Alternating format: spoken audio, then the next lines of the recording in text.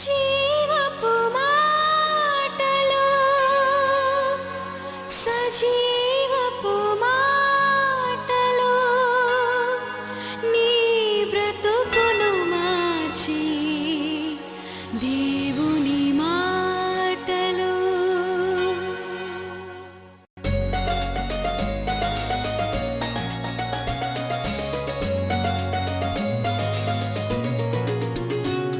నిరాశలను తొలగించి జీవపు మాటలు. ఇంతవరకు మనం 46 నామములు ధ్యానించినాం. ఈరోజు మరికొన్ని నామములు ధ్యానించబోతున్నాం. సజీవుడైన వాడని నామము పరిశుద్ధ గ్రంథంలో ఉంది. ప్రకటన 1:18, నేను మొదటి వాడను కడపటి వాడను జీవించు వాడను మృతుడనైతిని గాని ఇదిగో యుగ యుగములు సజీవుడనై ఉన్నాను. మరియు మరణం యొక్క పాతాళం యొక్క తాళపు చెవులు నా స్వాధీనంలో ఉన్నవి. అంటే నేను మొదటి వాడను కడపటి వాడను జీవించు వాడను. ఈ నామములు మనం ధ్యానించినాం. సజీవుడై ఉన్నాను, నేను యుగ యుగములు సజీవుడనై ఉన్నాను. మరి సజీవుడైన వాడు, సజీవుడై ఉన్నవాడని నామంతో ఆయనను మనం ఘనపరచాలి. అల్ఫా ఒమేగా అని మనం ఆయనను స్తుతిస్తున్నాం.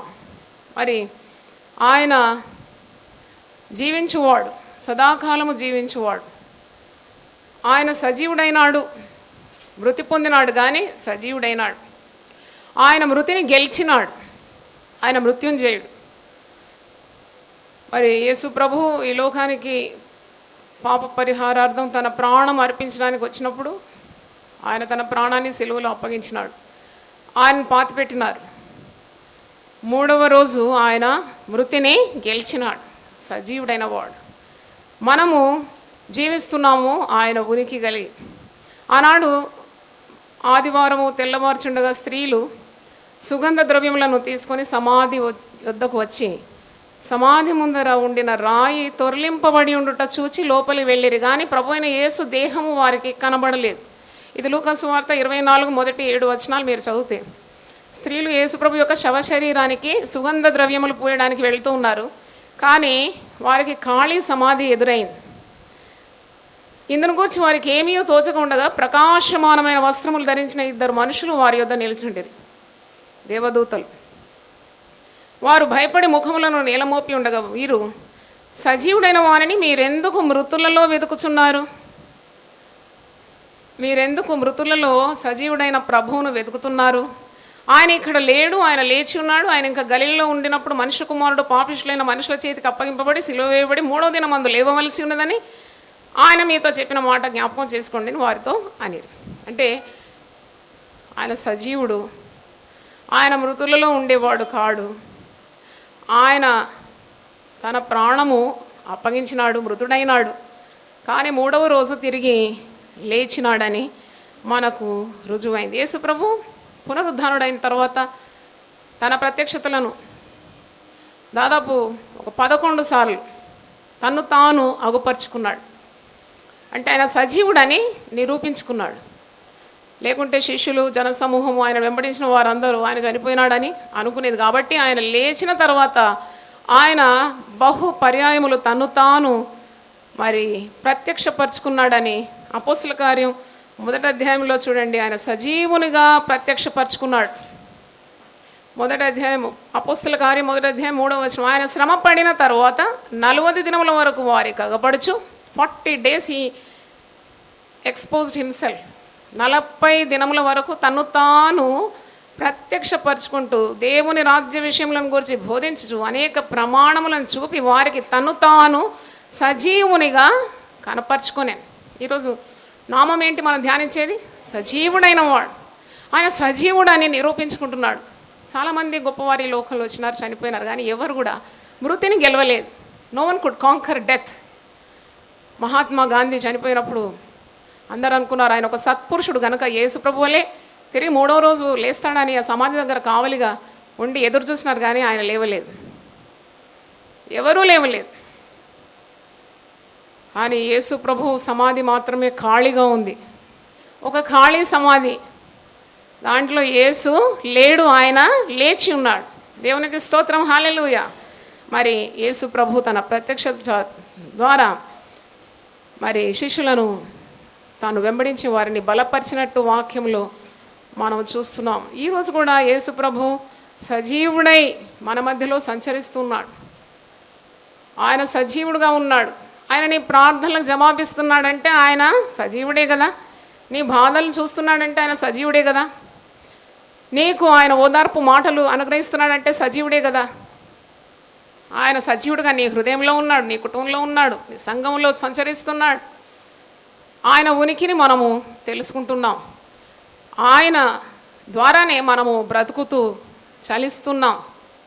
ఈ జీవితంలో నువ్వు అనుభవించే నెమ్మది, ఓదార్పు, ధైర్యము, శక్తి, ఆరోగ్యము ఇవన్నీ నువ్వు అనుభవిస్తున్నావంటే యేసు ప్రభు సజీవుడుగా ఉన్నాడు అనే అర్థం. దేవునికి స్తోత్రం. హల్లెలూయా. మగ్దలేని మరియకు ఆయన ప్రత్యక్షం పరుచుకున్నాడు. కొంతమంది స్త్రీలు ఆయనను వెతుకు వెళ్ళినప్పుడు వారిని ఎదుర్కొని శుభము పలికినాడు. సీమోను పేతురును తను తాను ప్రత్యక్షపరుచుకొని పేతురును బలపరిచినాడు. ఎమ్మాయి గ్రామంలో మరి ఇద్దరు శిష్యులు నడిచి వెళ్తుండగా వారి మధ్యలోకి వెళ్ళి వారికి తను తాను కనుపరుచుకున్నాడు. 10 మంది శిష్యులకు ఒకేసారి ఆయన ప్రత్యక్షపరుచుకున్నాడు. అవిశ్వాసి అయిన తోమాకు తన ప్రత్యక్షతను కనపరుచుకొని విశ్వాసిగా మార్చినట్టు మనం వాక్యం నుండి చూస్తున్నాం. తిబెరే సముద్ర తీరమున శిష్యులకు తను తాను ప్రత్యక్షపరుచుకున్నాడు. వారు రాత్రంతా ప్రయాసపడుతున్నారు, ఒక చేపైనను దొరకలేదు. యేసు ప్రభు ప్రత్యక్షమై పునరుద్ధానుడైన తర్వాత వారికి ప్రత్యక్షమై తన మహిమను చూపెడుతున్నాడు. మీరు కుడి ప్రక్కన వల వేయుడి అన్నప్పుడు వారు ఆ మాట విని వల వేసినప్పుడు విస్తారమైన చేపలను ఆ రోజు సంపాదించుకున్నారు. అంటే తనలో శక్తి ఉందని, తనలో ఉనికి ఉందని, తన మాట వినవలనని వారికి అర్థమైంది. మరి ఇంకా 500 మంది సహోదరులకు ఒకేసారి ఆయన ప్రత్యక్షపరచబడినాడని 1 కొరింథీ 15:6 ఉంది. ఆయన మరి కేఫా అంటే పేతురు 12 మందికి కనబడినాడని, 11 మంది శిష్యులను చేర్చుకొని సర్వలోకానికి మీరు వెళ్ళి సర్వ సృష్టికి సువార్త అందించండి అంటే ఇవన్నీ కూడా ఆయన మరి మృత్యుంజయుడై అంటే సమాధిని గెలిచి మరణాన్ని గెలిచి పునరుద్ధానుడైన తర్వాత ఈ కార్యాలన్నీ జరగడం మనం చూస్తున్నాం. కాబట్టి యేసు ప్రభువును మనం కలిగి ఉన్నాం. మనము మూగ విగ్రహాలకు నమస్కారం చేయడం లేదు. మనం ఎవరిని వెంబడిస్తున్నాము? సజీవుడైన యేసు ప్రభువును వెంబడిస్తున్నాము. హల్లెలూయా.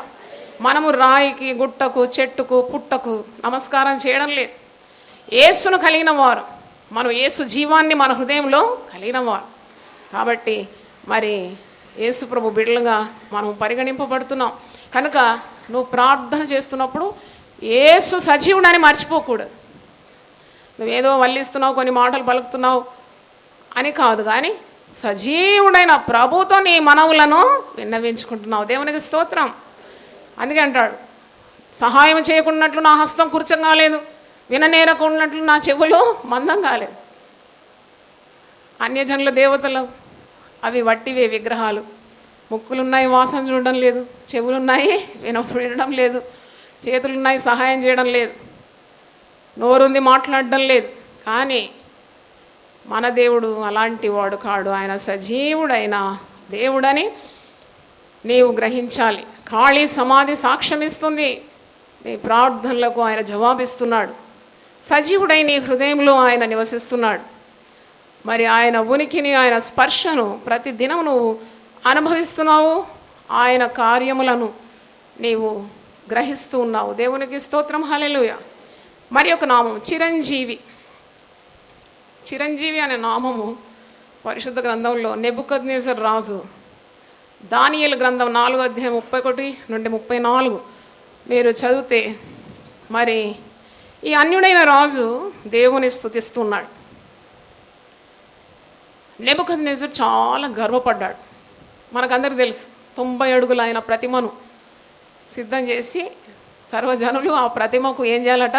నమస్కారం చేయాలి. చేయని వారిని ఏం చేసినాడు? అగ్నిగుండంలో పారవేసినాడు.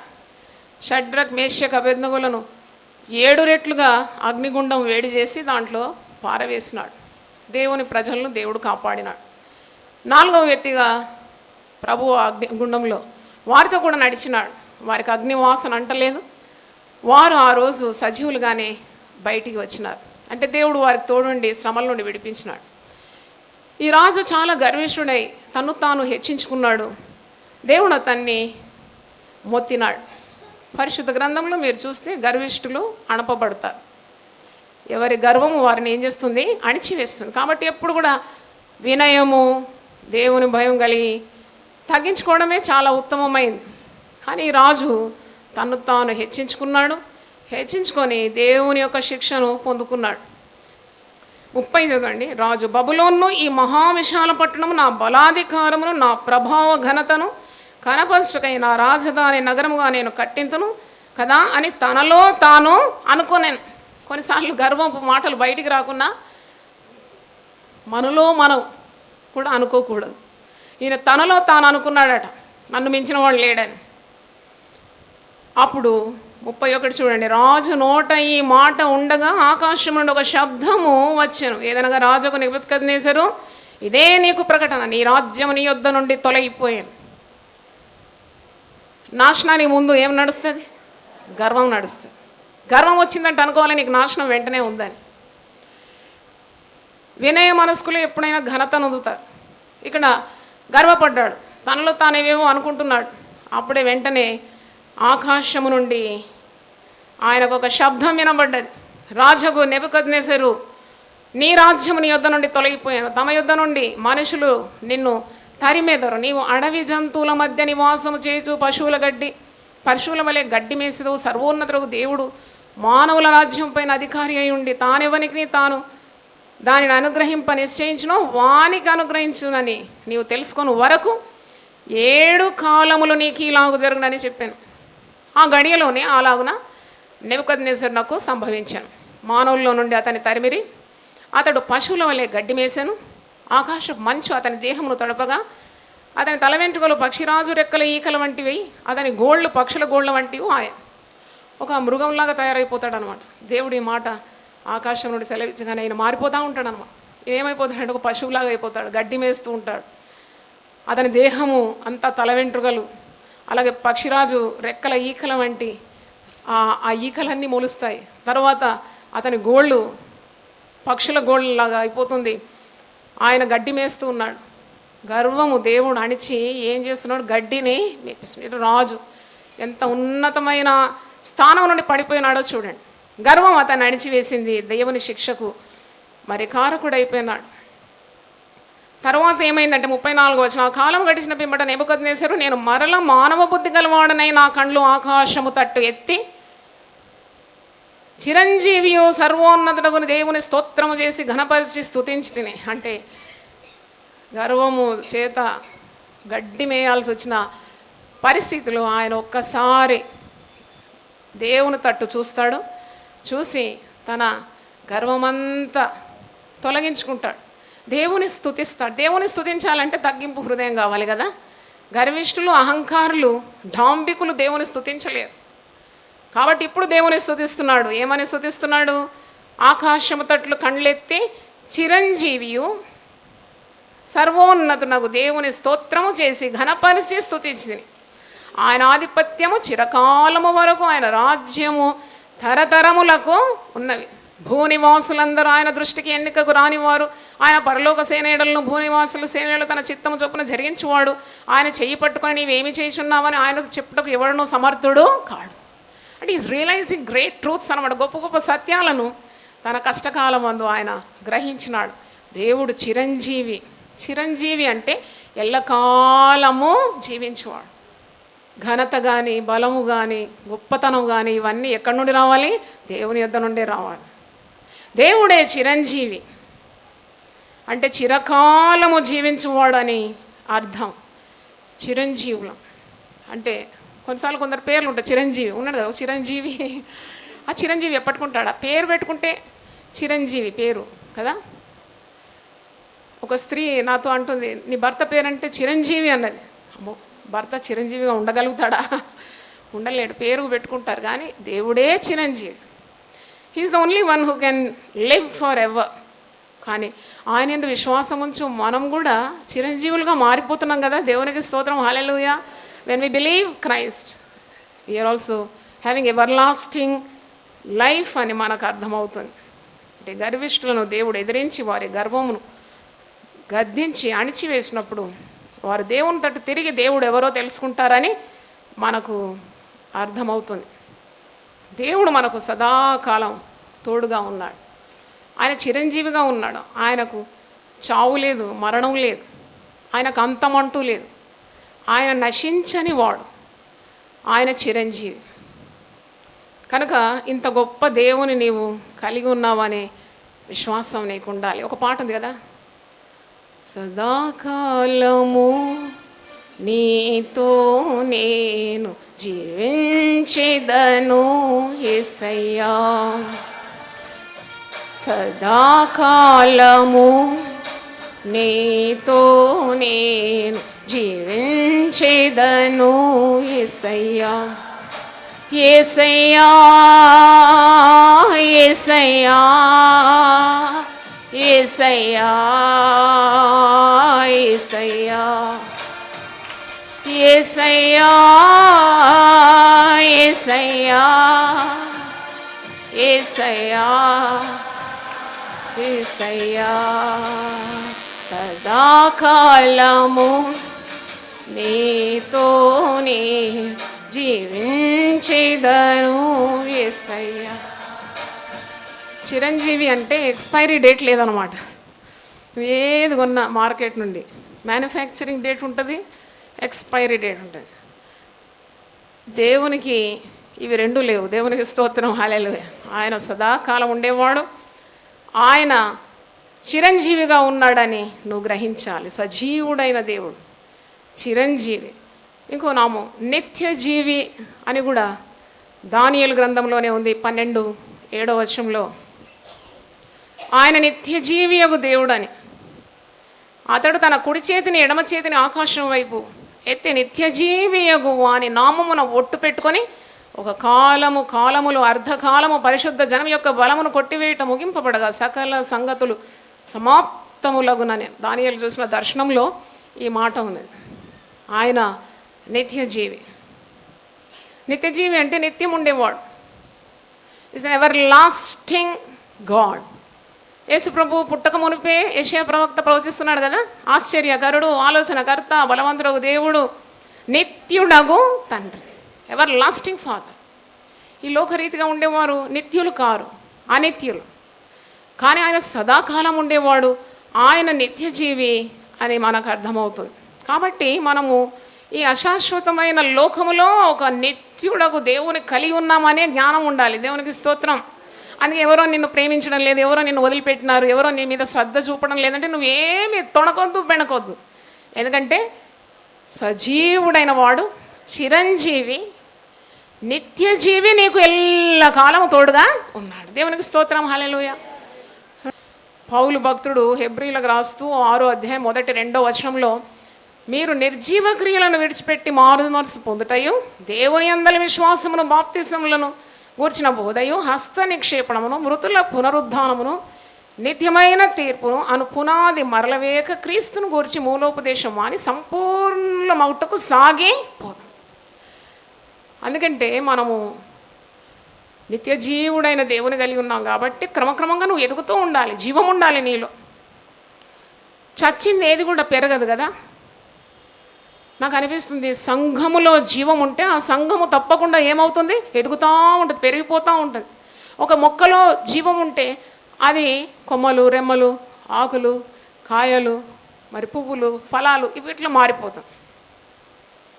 అంటే నీకు వృద్ధి కలగాలంటే ఈ వృద్ధి కలగజేయ వానిలో ఏమున్నది, జీవం ఉన్నది. దేవునికి స్తోత్రం, హల్లెలూయా.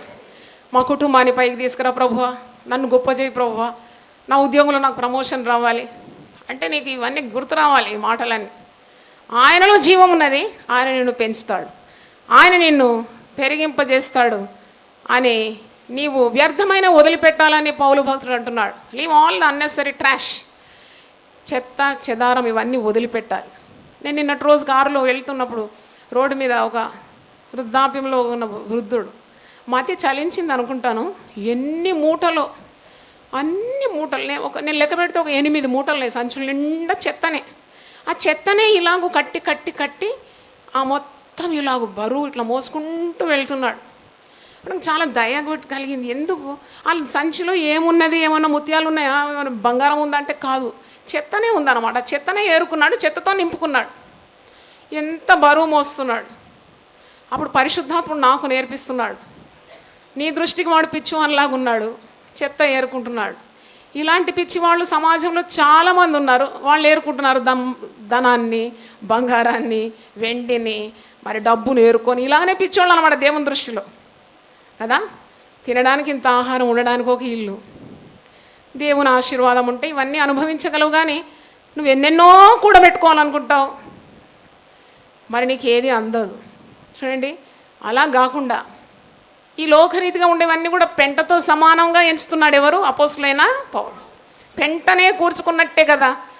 అందుకే క్రీస్తు యేసును గురించిన ఆ గొప్ప జ్ఞానము, ఆయన మరణము పునరుద్ధానం గురించిన జ్ఞానం నాకుంటే చాలని ఆయన కలిగినవన్నీ కూడా ఏం చేసినాడంట?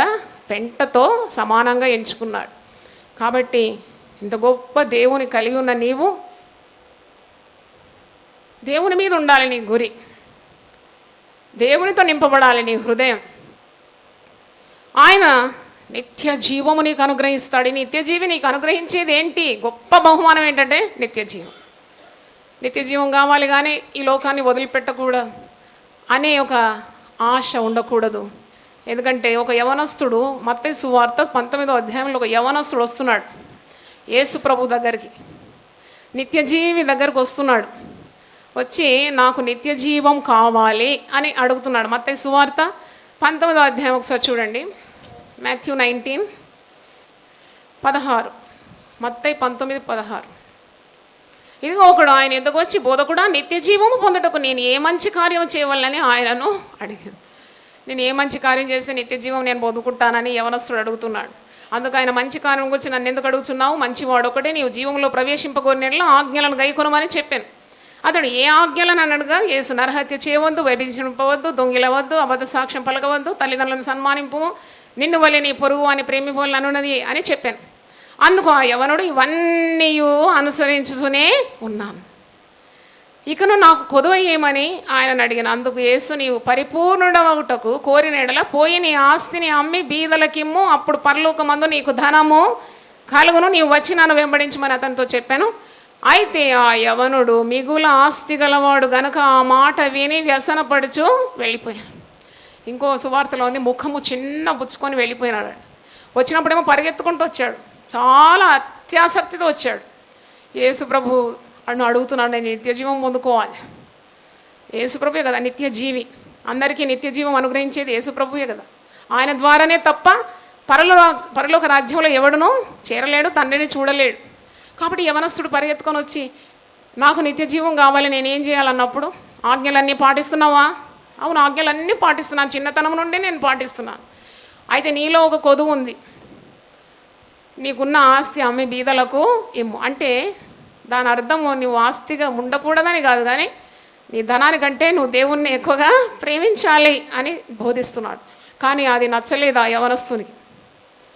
ఉన్నదంతా అమ్మి బీదలకు ఇవ్వాలి అంటే ఆ మాటలకు ఆయన చాలా వ్యసనపడి వెళ్ళిపోయినాడంట. ఎందుకంటే ఆయన మిగుల ఆస్తిపరుడు, చాలా ధనం ఉన్నది యవనస్తుని.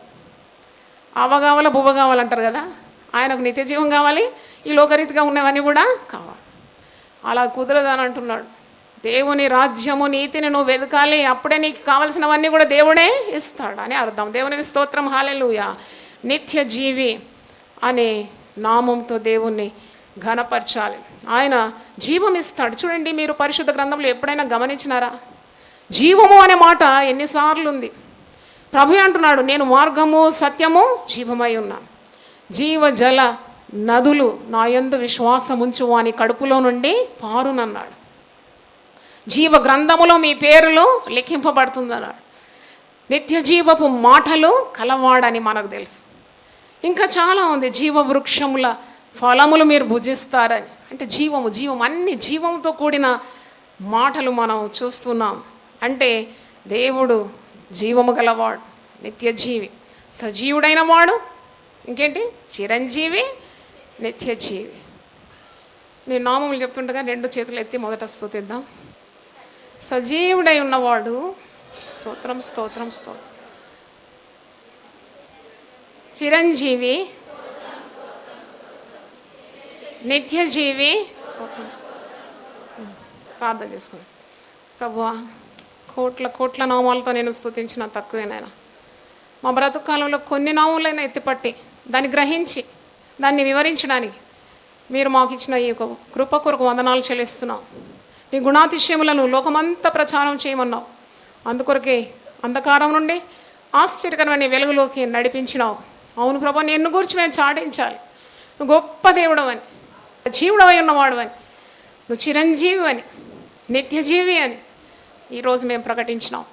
గొప్ప దేవ, ఈ యొక్క నామముల ఆరాధనకు వచ్చిన ప్రతి బిడ్డను ఆశీర్వదించండి. వారి తల మీద నీ హస్తం ఉంచండి. వారి కట్లన్నీ తెంపివేయండి నాయన. వారి భయాలన్నీ తొలగించండి. దేవుని వాక్యం వెలుగు, ఆ వెలుగు వెల్లడి అవుటతోడనే చీకటి పారిపోతుంది కనుక నీకు వందనాలు. టీవీ ద్వారా దేవుని వాక్యం విన్న బిడ్డలను కూడా మీరు ఆశీర్వదించి వారి కుటుంబంలో ఉన్న ప్రతి అక్కర తీర్చండి. యేసు నామములో అడిగి వేడుకుంటున్నాను తండ్రి, ఆమేన్. తండ్రి అయిన దేవుని ప్రేమ, యేసు క్రీస్తు కృప, పరిశుద్ధాత్మ సహవాసం మనందరికీ సదాకాలం తోడుగా ఉండును గాక. దేవుడు మనల్ని సమృద్ధిగా దీవించును గాక.